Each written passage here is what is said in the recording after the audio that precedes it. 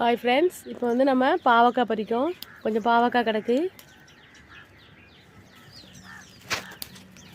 பார்த்துக்கோங்க. ஒரே ஒரு பாவக்காய் பழுத்துருச்சு.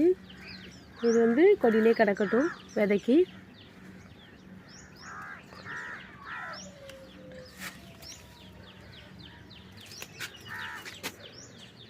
பாவக்காவும் நம்ம வீட்டில் நல்லா காய்க்கி கூட்டுக்கு தேவையான அளவு காய்ச்சிக்கிடுது.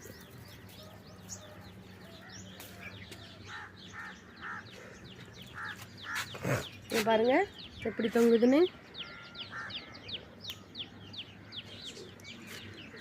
பாருங்க ஃப்ரெண்ட்ஸ், எப்படி தொங்குதுன்னு பாருங்க. நல்லா காய்.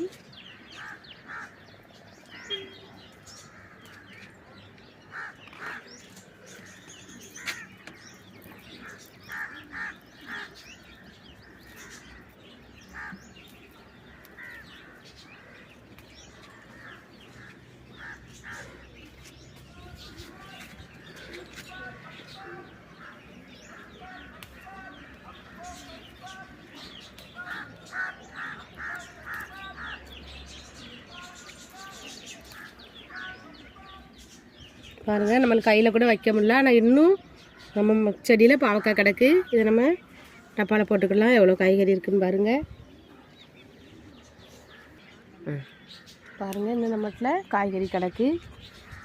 மரத்துக்குள்ளெல்லாம் ஒளிஞ்சு கிடக்கான்னு பார்ப்போம்.